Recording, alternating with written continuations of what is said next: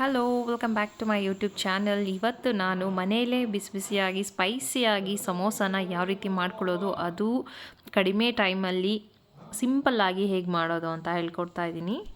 ತುಂಬಾ ಸ್ಪೈಸಿ ಆಗಿರುತ್ತೆ ಮತ್ತು ಔಟ್ಸೈಡಿಂದ ಅಂತೂ ಸಿಕ್ಕಾಬಡೆ ಕ್ರಿಸ್ಪಿ ಆಗಿರುತ್ತೆ. ಇದನ್ನು ಹೇಗೆ ಮಾಡೋದು ಅಂತ ನೋಡೋಣ.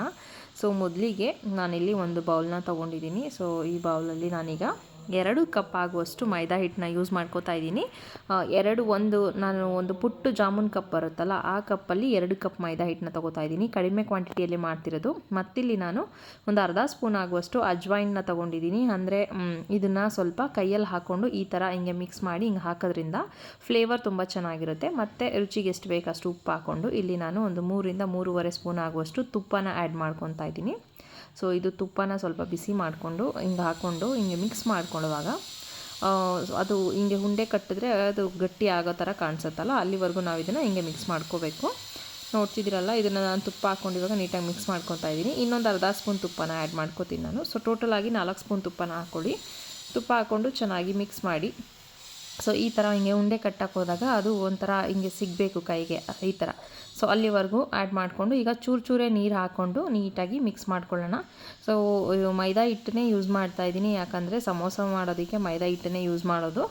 ತುಂಬಾ ಟೇಸ್ಟಿಯಾಗಿರುತ್ತೆ ಮತ್ತು ಔಟ್ಸೈಡಿಂದ ತುಂಬಾ ಕ್ರಿಸ್ಪಿ ಆಗಿರುತ್ತೆ. ಸೊ ಅದಕ್ಕೋಸ್ಕರ ಚೂರೇ ನೀರು ಹಾಕ್ಕೊಂಡು ನಾವು ಚಪಾತಿ ಹಿಟ್ಟನ್ನ ಯಾವ ರೀತಿ ಕಲಿಸ್ಕೊತೀವಲ್ಲ, ಅದಕ್ಕಿಂತ ಒಂದೇ ಒಂದು ಚೂರು ಗಟ್ಟಿಯಾಗಿ ಕಲಿಸ್ಕೊಂಡ್ರೆ ಸಾಕು. ಇದು ಏನು ಕಂಪ್ಲೀಟಾಗಿ ಸಾಫ್ಟಾಗಿರಬೇಕು ಅಂತ ಏನಿಲ್ಲ.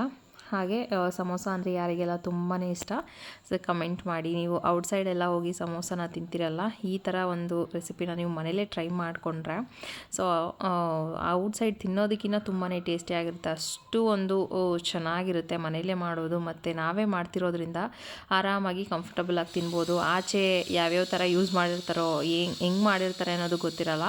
ಸೊ ಮನೇಲೇ ಇಷ್ಟು ಈಸಿಯಾಗಿ ಮಾಡ್ಕೋಬೋದು. ನೋಡ್ತಿದ್ದೀರಲ್ಲ, ಇವಾಗ ಕಂಪ್ಲೀಟಾಗಿ ಆಗಿದೆ. ಹಿಟ್ಟೆಲ್ಲ ಮಿಕ್ಸ್ ಮಾಡಿ ಇಟ್ಟಿದ್ದೀನಿ. ಈಗ ಇದನ್ನು ಒಂದು ಬೌಲಲ್ಲಿ ಹಾಕಿ ಈ ಥರ ಕವರ್ ಮಾಡಿ ಇಟ್ಬಿಡೋಣ. ಸೊ ಇವಾಗ ನಾನಿಲ್ಲಿ 3 ಆಲೂಗಡ್ಡೆನ ಬೇಯಿಸ್ಕೊಂಡಿದ್ದೀನಿ. ಇದನ್ನು ನಾನು ಸ್ವಲ್ಪ ಮ್ಯಾಶ್ ಮಾಡ್ಕೋಬೇಕು. ಆಲೂಗಡ್ಡೆನ ನೀಟಾಗಿ ಮ್ಯಾಶ್ ಮಾಡ್ಕೊಳ್ಳೋಣ. ಫಸ್ಟು ಚೆನ್ನಾಗಿ ಬೆಂದಿರೋದು 2 ವಿಸಲ್ ತೊಗೊಂಡಿದ್ದೀನಿ. ನಿಮಗೆ ಬೇಕಿದ್ರೆ ಒಂದೇ ವಿಸಲ್ ತೊಗೋಬೋದು. ಸೊ 2 ವಿಸಲ್ಸ್ ತೊಗೊಂಡು ಈ ಥರ ಇದನ್ನು ಮ್ಯಾಶ್ ಮಾಡಿಕೊಂಡು ಇಟ್ಕೋಬೇಕು. ಇವಾಗ ಇದು ಸಮೋಸ ಸ್ಟಫಿಂಗ್ಗೆ ರೆಡಿ ಮಾಡ್ತಿರೋದು. ಸೊ ಸಮೋಸ ಸ್ಟಫಿಂಗ್ಗೆ ನಾವು ಆಲೂಗಡ್ಡೆ ಬೇಕೇ ಬೇಕಾಗುತ್ತೆ. ಸೊ ಅದಕ್ಕೋಸ್ಕರ ಇದನ್ನು ನಾನು ಸಿಪ್ಪೆ ಎಲ್ಲ ತೆಗೆದು ಈ ಥರ ಮ್ಯಾಶ್ ಮಾಡ್ಕೊತಾ ಇದ್ದೀನಿ. ಸೊ ನೋಡ್ತಿದ್ದೀರಲ್ಲ, ಇಷ್ಟಿದ್ರೆ ಸಾಕು. ಸೊ ಇದು ಏನು ಕಂಪ್ಲೀಟಾಗಿ ಫುಲ್ ಫೈನಾಗಿ ಇದನ್ನು ಮ್ಯಾಶ್ ಮಾಡ್ಕೊಬೇಕು ಅಂತ ಏನಿಲ್ಲ. ಸೊ ಸ್ವಲ್ಪ ಒಂದು 70% ಮಾಡಿಕೊಂಡ್ರೆ ಸಾಕಾಗುತ್ತೆ. ಸೊ ಈಗ ಒಂದು ಬಾಣಲಿಯಲ್ಲಿ ಒಂದು 2 ಸ್ಪೂನ್ ಆಗುವಷ್ಟು ಎಣ್ಣೆನ ಹಾಕ್ಕೊಂಡು ಎಣ್ಣೆ ಬಿಸಿ ಆಗಲಿ. ಎಣ್ಣೆ ಬಿಸಿ ಆದಮೇಲೆ ನಾವು ಇಲ್ಲಿ ಒಂದು 3/4 ಸ್ಪೂನ್ ಆಗುವಷ್ಟು ಜೀರಿಗೆನ ಹಾಕ್ಕೊಳ್ಳೋಣ. ಸೊ ಈ ಸಮೋಸ ಮಾಡೋದಕ್ಕೆ ಜೀರಿಗೆ ತುಂಬ ಇಂಪಾರ್ಟೆಂಟು. ಮತ್ತು ಇಲ್ಲಿ ನಾನು 3 ಹಸಿರು ಮೆಣಸಿನ್ಕಾಯಿನ ಈ ಥರ ಸಣ್ಣದಾಗಿ ಹಚ್ಚಿ ಇಟ್ಕೊಂಡಿದ್ದೀನಿ. ಇದೂ ಅಷ್ಟೇ, ಜೀರಿಗೆ ಎಲ್ಲ ಫ್ರೈ ಆದಮೇಲೆ ಹಸಿರು ಮೆಣಸಿನ್ಕಾಯಿನ ಆ್ಯಡ್ ಮಾಡಿಕೊಂಡು ಇಲ್ಲಿ ಒಂದು ಇಂಚಿಗಿನ ಒಂದು ಚೂರು ಕಮ್ಮಿಯಾಗಿ ಶುಂಠಿನ ಸ್ಮಾಲ್ ಪೀಸಸ್ ಮಾಡಿ ಅದನ್ನು ಕೂಡ ಆ್ಯಡ್ ಮಾಡ್ತಾಯಿದ್ದೀನಿ. ನೋಡ್ತಿದ್ದೀರಲ್ಲ, ಈಗ ಹಸಿ ಬಟಾಣಿ ಕಾಳನ್ನ ತೊಗೊಂಡಿದ್ದೀನಿ. ಹಸಿ ಬಟಾಣಿ ಕಾಳನ್ನ ನೀವು ಇವಾಗ ಇದನ್ನು ಏನು ಹುರಿತಾ ಇದ್ದೀವಿ ಅದಕ್ಕೇ ಆ್ಯಡ್ ಮಾಡಿಕೊಂಡು ಚೆನ್ನಾಗಿ ಹುರ್ಕೋಬೇಕಾಗತ್ತೆ. ಈ ಟೈಮಲ್ಲೇ ನೀವು ಚೆನ್ನಾಗಿ ಹುರ್ಕೊಂಡು ಉಪ್ಪು ಎಷ್ಟು ಬೇಕೋ ಅಷ್ಟು ಹಾಕ್ಕೊಳ್ಳಿ. ಸೊ ನಾವು ಹಿಟ್ಟು ಕಲಿಸುವಾಗ್ಲೂ ಸ್ವಲ್ಪ ಉಪ್ಪು ಹಾಕಿರ್ತೀವಿ. ಸೊ ಇದು ಸ್ಟಫಿಂಗಿಗೆ ಇದನ್ನು ಅಷ್ಟೇ ನೋಡಿಕೊಂಡು ಸ್ವಲ್ಪ ಕಮ್ಮಿನೇ ಹಾಕ್ಕೊಳ್ಳಿ. ಉಪ್ಪು ಏನು ಅಷ್ಟೊಂದು ಬೇಕು ಅಂತ ಏನಿಲ್ಲ. ಇವಾಗ ನಾನಿಲ್ಲಿ ಕೊತ್ತಂಬರಿ ಬೀಜನ ಒಂದು 3/4 ಸ್ಪೂನ್ ಆಗುವಷ್ಟು ಕೊತ್ತಂಬರಿ ಬೀಜಗಳನ್ನ ಹಾಕೋತಾ ಇದ್ದೀನಿ. ಇದೇ ಮೇಯ್ನ್ ಇಂಗ್ರೀಡಿಯೆಂಟ್ ಇದಕ್ಕೆ. ಸೊ ಇದು ಹಾಕಿದ್ರೇ ನಮಗೆ ಆ ಸಮೋಸ ಫ್ಲೇವರ್ ಏನಿದೆ ತಿನ್ನೋವಾಗ ಬರೋವಂಥದ್ದು ಕೊತ್ತಂಬರಿ ಬೀಜ. ಮತ್ತು ಇದಕ್ಕೆ ನಾನೀಗ 1 ಟೇಬಲ್ ಸ್ಪೂನ್ ಆಗುವಷ್ಟು ಪೆಪ್ಪರ್ ಪೌಡರ್ನು ಕೂಡ ಆ್ಯಡ್ ಮಾಡ್ಕೋತೀನಿ. ಪೆಪ್ಪರ್ ಪೌಡರು ಮತ್ತು ಈ ಕೊತ್ತಂಬರಿ ಬೀಜ ಎಲ್ಲ ತುಂಬ ಚೆನ್ನಾಗಿರುತ್ತೆ ಟೇಸ್ಟು ತಿನ್ನೋದಕ್ಕೆ. ನೋಡ್ತಿದ್ದೀರಲ್ಲ, 1 ಸ್ಪೂನ್ ಆಗುವಷ್ಟು ಇದನ್ನು ಕುಟ್ಟು ಪುಡಿ ಮಾಡ್ಕೊಂಡಿರುವಂಥದ್ದು ಮೆಣಸಿನ ಪುಡಿ ಇದು. ಸೊ ಇದಾದಮೇಲೆ ನಾನು ಒಂದು ಅರ್ಧ ಸ್ಪೂನ್ಗಿನ ಚೂರು ಕಮ್ಮಿಯಾಗಿ ಅರಶಿನ ಪುಡಿನ ಆ್ಯಡ್ ಮಾಡ್ಕೋತಾ ಇದ್ದೀನಿ. ಅರಶಿನ ಪುಡಿನೂ ಅಷ್ಟೇ ತುಂಬಾ ಚೆನ್ನಾಗಿರುತ್ತೆ. ಇಲ್ಲಿ ನೋಡ್ತಿರ್ಬೋದು, ಒಂದು 3/4 ಸ್ಪೂನ್ ಆಗುವಷ್ಟು ಆಮ್ಚೂರು ಪೌಡರ್ನ ಆ್ಯಡ್ ಮಾಡ್ಕೋತಾ ಇದ್ದೀನಿ. ನಿಮ್ಮ ಹತ್ರ ಆಮ್ಚೂರು ಪೌಡರ್ ಇಲ್ಲ ಅಂತ ಹೇಳಿದ್ರೆ ಚಾಟ್ ಮಸಾಲ ಆ್ಯಡ್ ಮಾಡ್ಕೊಬೋದು, ಇಲ್ಲಾಂದರೆ ಹಾಫ್ ಲೆಮನ್ ಕೂಡ ಆ್ಯಡ್ ಮಾಡ್ಕೊಬೋದು. ಇದಾದಮೇಲೆ ನಾನು ಮ್ಯಾಶ್ ಮಾಡಿಟ್ಟಿದ್ದಂಥ ಪೊಟ್ಯಾಟೊ ಏನಿತ್ತು ಅದನ್ನು ಕೂಡ ಆ್ಯಡ್ ಮಾಡಿಕೊಂಡು ಈಗೆಲ್ಲ ನೀಟಾಗಿ ಮಿಕ್ಸ್ ಮಾಡ್ಕೋತಾ ಇದ್ದೀನಿ. ನೀಟಾಗಿ ಮಿಕ್ಸ್ ಮಾಡ್ಕೊಳ್ಳೋ ಟೈಮಲ್ಲೇ ಉಪ್ಪೆಲ್ಲ ಕರೆಕ್ಟಾಗಿದೆಯಾ ನೋಡ್ಕೊಳ್ಳಿ. ತುಂಬ ತೀರಾ ಸಪ್ಪೆ ಇದ್ದರೆ ಸ್ವಲ್ಪ ಸಾಲ್ಟ್ ಹಾಕಿ, ಇಲ್ಲ ಅಂದರೆ ಸಾಲ್ಟ್ ಅವಶ್ಯಕತೆ ಇಲ್ಲ, ಕರೆಕ್ಟಾಗೇ ಇರುತ್ತೆ ತೋರಿಸಿರುವಂಥದ್ದು. ಆಗಲೇ ಹೇಳ್ದಂಗೆ ಆಮ್ಚೂರ್ ಪೌಡರು ಇಲ್ಲ ಅಂತ ಹೇಳಿದ್ರೆ ನೀವು ನಿಂಬೆಹಣ್ಣನ್ನು ಈ ಟೈಮಲ್ಲಿ ಎಲ್ಲ ಆದಮೇಲೆ ನಿಂಬೆಹಣ್ಣನ್ನು ಅರ್ಧ ನಿಂಬೆಹಣ್ಣನ್ನು ಹಾಕ್ಕೊಬೋದು. ಮತ್ತು ಚಾಟ್ ಮಸಾಲ ಇದ್ದರೆ ಚಾಟ್ ಮಸಾಲ ಕೂಡ ಆ್ಯಡ್ ಮಾಡ್ಕೋಬೋದು. ಸೊ ಇದೆಲ್ಲ ಸ್ಟಫಿಂಗ್ ರೆಡಿ ಆಗಿದೆ. ಈಗ ಕೊತ್ತಂಬರಿ ಸೊಪ್ಪು ಮೇಲೆ ಹಾಕ್ಬಿಟ್ಟು ಇದನ್ನು ಒಂದ್ಸಲ ಮಿಕ್ಸ್ ಮಾಡಿದ್ರೆ ಈ ಸ್ಟಫಿಂಗ್ ಕೂಡ ರೆಡಿ ಆಯಿತು. ಈ ಸ್ಟಫಿಂಗ್ ಮಾತ್ರ ಸಿಕ್ಕಾಪಟ್ಟೆ ಚೆನ್ನಾಗಿದೆ, ತುಂಬ ಸ್ಪೈಸಿಯಾಗಿ ಒಂಥರ ತುಂಬಾ ಚೆನ್ನಾಗಿದೆ ಇದು ಸ್ಟಫಿಂಗು. ಈಗ ನೋಡ್ತಿದ್ದೀರಲ್ಲ ಪೊಟ್ಯಾಟೊ ಎಲ್ಲ ರೆಡಿ ಇದೆ, ಮತ್ತು ಹಿಟ್ಟು ಕೂಡ ಎಲ್ಲ ಚೆನ್ನಾಗಿ ನೆಂದಿದೆ. ಒಂದು 15 ನಿಮಿಷ ಟೈಮ್ ಆಯಿತು. ಮತ್ತು ಒಂದು ಪುಟ್ಟ ಕಪ್ಪಲ್ಲಿ ಈ ಥರ ನೀರನ್ನು ತೆಗೆದು ಇಟ್ಕೊಬೇಕು. ಸಮೋಸ ಮಾಡೋದಕ್ಕೆ ಮೇಯ್ನು ಈ ನೀರು ಬೇಕಾಗುತ್ತೆ. ಈಗ ಸೇಮ್ ಚಪಾತಿ ಹಿಟ್ಟಿಗೆ ಯಾವ ಥರ ನಾವು ಉಂಡೆಗಳನ್ನ ಮಾಡ್ಕೋತೀವಿ ಆ ಥರ ಉಂಡೆ ಮಾಡಿಕೊಂಡು ಮೊದಲನೇದಾಗಿ ಸೇಮ್ ಚಪಾತಿ ಹಿಟ್ಟನ್ನ ಹೆಂಗೆ ಒತ್ತೀವಿ ಆ ಥರನೇ ಒತ್ತಬೇಕು. ಇದಕ್ಕೆ ಯಾವುದೇ ರೀತಿ ಸಪ್ರೇಟಾಗಿ ಹಿಟ್ಟಾಗಲಿ ಅಥವಾ ಎಣ್ಣೆ ಆಗಲಿ ಹಾಕ್ಕೋಬೇಡಿ, ಯಾಕಂದರೆ ತುಪ್ಪ ಹಾಕಿ ಕಲಸಿರ್ತೀವಲ್ವ ಅದೇ ಸಾಕಾಗುತ್ತೆ. ಸೊ ಇದೆಲ್ಲ ನೀಟಾಗಿ ಒತ್ತಾದಮೇಲೆ ಮಧ್ಯದಲ್ಲಿ ಒಂದು ಚಾಕು ತೊಗೊಂಡು ಈ ಥರ ಕಟ್ ಮಾಡ್ಕೊಬೇಕು, ಎರಡು ಒಂದೇ ಸೈಜಲ್ಲಿರೋ ಥರ. ಸೊ ಕಟ್ ಆದಮೇಲೆ ನಾವು ಆ ಕಪ್ಪಲ್ಲಿ ನೀರೇನು ಇಟ್ಟಿದ್ವಲ್ಲ ಆ ನೀರನ್ನ ತೊಗೋಬೇಕು. ಸೊ ನೋಡ್ತಿದ್ದೀರಲ್ಲ ಒಂದು ಸೈಡ್ ಎತ್ಕೊಂಡಿದ್ದೀನಿ ಇವಾಗ. ಸೊ ಒಂದು ಕಪ್ಪಲ್ಲಿರುವಂಥ ನೀರನ್ನ ಎತ್ಕೊಂಡು ಒಂದೊಂದು ಚೂರೇ ಹಾಕ್ಕೊಂಡು ಈ ಎಡ್ಜಲ್ಲಿ ಏನಿದೆ ಇದು ಪೂರ್ತಿ ನೀರನ್ನ ಸ್ವಲ್ಪ ನೀರನ್ನ ಹಾಕ್ಕೊಂಡು ಈ ಥರ ಇದು ಮಾಡ್ಕೊಬೇಕಾಗತ್ತೆ. ಸೊ ಆದಮೇಲೆ ಇದೆರಡನ್ನೂ ತೆಗೆದು ಹೀಗೆ ಕವರ್ ಮಾಡ್ಕೋಬೇಕು. ನೋಡ್ತಿದ್ದೀರಲ್ಲ ಈ ಥರ ಕವರ್ ಮಾಡಿಕೊಂಡು ಫಸ್ಟು ಮೇಲ್ಗಡೆ ನೀಟಾಗಿ ಅಮುಕ್ಬೇಕಾಗತ್ತೆ. ಅಂದರೆ ಇಲ್ಲಿ ಜಾಸ್ತಿ ಫೋರ್ಸಾಗಿ ಸ್ವಲ್ಪ ಪ್ರೆಸ್ ಮಾಡಿಕೊಂಡು ಇದನ್ನೆಲ್ಲ ನೀಟಾಗಿ ಪ್ರೆಸ್ ಮಾಡ್ಕೊಬೇಕು. ಸೊ ಅಲ್ಲಿ ಓಪನ್ ಆಗಬಾರ್ದು, ಯಾಕಂದರೆ ನೀರು ಹಾಕಿರ್ತೀವಲ್ಲ ಅದು ಇಮಿಡಿಯೇಟಾಗಿ ಸ್ಟಿಕ್ ಆಗಿಬಿಡುತ್ತೆ ಮೈದಾ ಹಿಟ್ಟಾಗಿರೋದ್ರಿಂದ. ಸೊ ಇದನ್ನೆಲ್ಲ ನೀಟಾಗಿ ಪ್ರೆಸ್ ಮಾಡಿಕೊಂಡ್ರೆ ಗಟ್ಟಿಯಾಗಿ ಕೂತ್ಕೊಳುತ್ತೆ. ಈಗ ಒಳಗಡೆ ನಾವು ಏನು ಸ್ಟಫಿಂಗ್ ರೆಡಿ ಮಾಡಿಟ್ಟಿದ್ವಿ ಅದನ್ನು ಹಾಕ್ಕೋಬೇಕು. ನೋಡ್ತಿದ್ದೀರಲ್ಲ ಇವಾಗ ನಾನು ಹಾಕ್ತಾ ಇದ್ದೀನಲ್ಲ, ಸೊ ಈ ಥರ ಸ್ಟಫಿಂಗ್ನ ಹಾಕ್ಕೋಬೇಕು ಒಳಗಡೆ.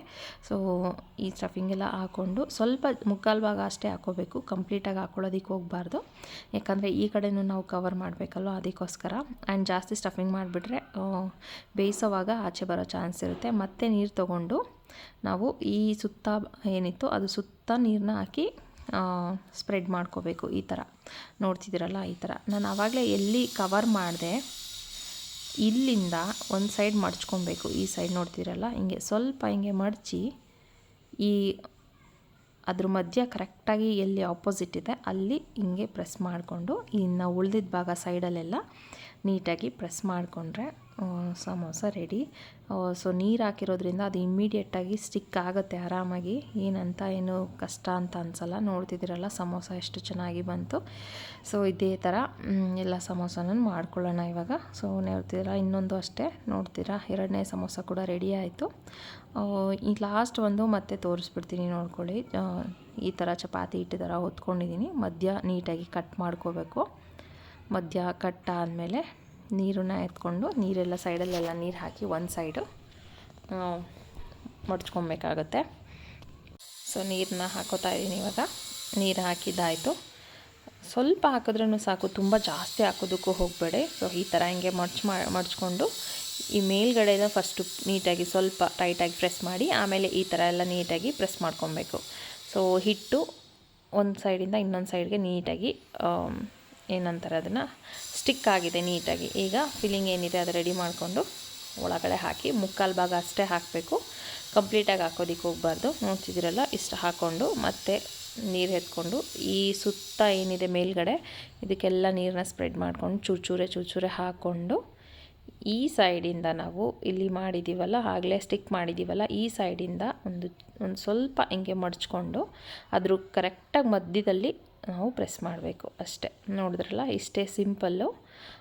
ಇದನ್ನು ಕಷ್ಟ ಅಂತ ಅನ್ಕೋಬೋದು, ಬಟ್ ತುಂಬಾ ಸಿಂಪಲ್ಲು. ಒಂದು ಸಲ ಮಾಡಿದ್ಮೇಲೆ ಈಸಿಯಾಗಿ ಗೊತ್ತಾಗುತ್ತೆ. ಸೊ ಆಲ್ಮೋಸ್ಟ್ ಎಲ್ಲ ರೆಡಿ ಆಗಿದೆ ಈಗ ಸಮೋಸಗಳು. ಸೊ ನಾವು ಇದನ್ನು ಇವಾಗ ಎಣ್ಣೆಯಲ್ಲಿ ಹಾಕಿ ಬೇಯಿಸ್ಕೊಬೇಕಾಗತ್ತೆ ಅಷ್ಟೇ. ನೋಡ್ತಿದ್ದೀರಲ್ಲ ಕರೆಕ್ಟಾಗಿ ನಾನು ತೋರಿಸಿರೋ ಕ್ವಾಂಟಿಟಿಲಿ 6 ಸಮೋಸ ಆಗಿದೆ. ಈಗ ಎಣ್ಣೆ ಬಿಸಿ ಆಗಿದೆ, ಎಣ್ಣೆನ ಲೋ ಫ್ಲೇಮ್ ಇಟ್ಕೊಂಡೇ ಬಿಸಿ ಮಾಡ್ಕೋಬೇಕು, ಹೈ ಫ್ಲೇಮ್ ಇಟ್ಕೋಬಾರ್ದು. ಸೊ ಇದು ಲೋ ಟು ಮೀಡಿಯಮ್ ಅದೆರಡರ ಮಧ್ಯದಲ್ಲಿ ಅಷ್ಟೇ ಇರಬೇಕು. ಈಗ ಸಮೋಸಗಳನ್ನ ಎಣ್ಣೆಗೆ ಹಾಕ್ಕೊಳ್ಳೋಣ. ಎಣ್ಣೆ ತುಂಬಾ ಕಾದಿರಬಾರ್ದು, ತುಂಬ ಬಿಸಿ ಇದ್ದರೆ ಮೇಲೆಲ್ಲ ಕಪ್ಪಾಗಿಬಿಡುತ್ತೆ, ಆಮೇಲೆ ಒಳಗಡೆ ಏನು ಬೆಂದಿರೋದಿಲ್ಲ. ಇದು ಕ್ರಿಸ್ಪಿಯಾಗಿ ಬರಬೇಕು, ಔಟ್ಸೈಡು ತುಂಬಾ ಕ್ರಿಸ್ಪಿಯಾಗಿರಬೇಕು. ಸೊ ಅದಕ್ಕೆ ಲೋ ಮೀಡಿಯಮ್ ಅದ್ರ ಮಧ್ಯದಲ್ಲಿ ಇಟ್ಕೊಂಡು ನೀಟಾಗಿ ಬೇಯಿಸ್ಕೊಬೇಕು. ಕಲರ್ ಚೇಂಜ್ ಆಗೋವರೆಗೂ ಬೇಯಿಸ್ಕೊಂಡ್ರೆ ಕ್ರಿಸ್ಪಿಯಾಗಿ ಸಮೋಸ ರೆಡಿ ಆಗುತ್ತೆ. ತುಂಬಾ ಸಿಂಪಲ್ಲು ಮಾಡೋದು. ನೋಡ್ತಿದ್ದೀರಲ್ಲ ಬೇಯ್ತಾ ಇದೆ ಇದು. ಕಲರ್ ಇಷ್ಟಿದ್ರೆ ಸಾಕು, ಇನ್ನೂ ತೀರಾ ಕಲರ್ ಮಾಡೋದಕ್ಕೆ ಹೋಗಬೇಡಿ. ಆಚೆ ಕಡೆ ನೀವು ಸಮೋಸ ಎಲ್ಲ ತಿಂದಿರ್ತೀರಲ್ಲ, ಸೊ ಗೊತ್ತಿರುತ್ತೆ ನಿಮಗೆ ಯಾವ ಕಲರಲ್ಲಿ ಬರುತ್ತೆ ಅಂತ. ಸೊ ಕಲರ್ ನೋಡಿದ ತಕ್ಷಣ ಎಲ್ಲ ತೆಗೆದು ಹಾಕೋಬೇಡಿ. ಸೊ ಇಷ್ಟೇ ಸಮೋಸ, ತುಂಬ ಸಿಂಪಲ್ಲು. ನೀವು ಕೂಡ ಟ್ರೈ ಮಾಡ್ಕೊಳ್ಳಿ. ಇವಾಗ ನಾನು ಈ ಸಮೋಸಾಗೆ ಒಂದು ಒಳ್ಳೆ ಕಾಂಬಿನೇಷನ್ ಅಂದರೆ ಮಿಂಟ್ ಚಟ್ನಿ. ಸೊ ಅದನ್ನ ಹೇಗೆ ಮಾಡೋದು ಅಂತ ನೋಡೋಣ. ಇಲ್ಲಿ ನಾನು ಸ್ವಲ್ಪ ಕೊತ್ತಂಬರಿ ಸೊಪ್ಪು, ಒಂದೆರಡು ಹಸಿರು ಮೆಣಸಿಕಾಯಿ, ಒಂಚೂರು ಬೆಳ್ಳುಳ್ಳಿ ಮತ್ತು ಪುದೀನ, ನಿಂಬೆಹಣ್ಣನ್ನು ತೊಗೊಂಡಿದ್ದೀನಿ. ನಿಮಗೆ ಬೇಕಿದ್ರೆ ಒಂದು ಅರ್ಧ ಸ್ಪೂನ್ ಜೀರಿಗೆ ಕೂಡ ಹಾಕ್ಕೋಬೋದು, ಆಪ್ಷನಲ್ ಅದು. ಸೊ ಇದು ಕೊತ್ತಂಬರಿ, ಪುದೀನ, ಹಸಿರು ಮೆಣಸಿಕಾಯಿ, ಬೆಳ್ಳುಳ್ಳಿ, ನಿಂಬೆಹಣ್ಣು ಇಷ್ಟನ್ನು ಹಾಕ್ಕೊಂಡು ಒಂಚೂರು ಒಂದು 2-3 ಚಿಟಿಕೆ ಆಗುವಷ್ಟು ಉಪ್ಪನ್ನು ಕೂಡ ಆ್ಯಡ್ ಮಾಡಿಕೊಂಡು ನಾವು ಇಲ್ಲಿಗೆ ಇದನ್ನು ಗ್ರೈಂಡ್ ಮಾಡ್ಕೋಬೇಕು. ಒಂದು ನೀರು ಬೇಕಿದ್ರೆ ಒಂಚೂರು ಹಾಕ್ಕೊಂಡು ಇದನ್ನು ಗ್ರೈಂಡ್ ಮಾಡಿಕೊಂಡು ಪೇಸ್ಟ್ ಮಾಡಿಕೊಂಡ್ರೆ ಇದು ಮಿಂಟ್ ಚಟ್ನಿ ರೆಡಿ ಆಗುತ್ತೆ. ಸೊ ನೋಡ್ತಿದ್ದೀರಲ್ಲ, ಸಮೋಸ ರೆಡಿ ಆಯಿತು. ಸಮೋಸ ಪ್ಲಸ್ ಮಿಂಟ್ ಚಟ್ನಿ ಸಿಕ್ಕಾಬಡೆ ಚೆನ್ನಾಗಿತ್ತು. ನಾವೆಲ್ಲ ತುಂಬ ಇಷ್ಟಪಟ್ಟು ತಿಂದ್ವಿ. ಅಷ್ಟೇ ಸ್ಪೈಸಿಯಾಗಿ ಬಿಸಿಯಾಗಿರೋದಕ್ಕೂ ಅದಕ್ಕೂ ಈ ವೆದರ್ಗೆ ಒಂದು ಬೆಸ್ಟ್ ಸ್ನ್ಯಾಕ್ಸ್ ಅಂತಲೇ ಹೇಳ್ಬೋದು. ಇದನ್ನು ಟ್ರೈ ಮಾಡಿ ಹೇಗೆ ಬಂತು ಅಂತ ನನಗೆ ಕಮೆಂಟ್ ಮಾಡಿ. ಸೊ ನೆಕ್ಸ್ಟ್ ವಿಡಿಯೋಲಿ ಮತ್ತೆ ಸಿಗ್ತೀನಿ. ಅಲ್ಲಿವರೆಗೂ ಬಾಯ್. ಸೊ ನನ್ನ ಚಾನಲ್ನ ಸಬ್ಸ್ಕ್ರೈಬ್ ಮಾಡೋದನ್ನು ಮರಿಬೇಡಿ. ಯಾರೆಲ್ಲ ಫಸ್ಟ್ ಟೈಮ್ ನೋಡ್ತಾ ಇದ್ದೀರಾ ಚಾನಲ್ನ ಸಬ್ಸ್ಕ್ರೈಬ್ ಮಾಡ್ಕೊಳ್ಳಿ. ಸೊ ಹೊಸ ರೆಸಿಪಿಗಳನ್ನ ಅಪ್ಲೋಡ್ ಮಾಡ್ತಾ ಇರ್ತೀನಿ. ಸೊ ನೆಕ್ಸ್ಟ್ ವಿಡಿಯೋಲಿ ಮತ್ತೆ ಸಿಗ್ತೀನಿ. ಅಲ್ಲಿವರೆಗೂ ಬಾಯ್.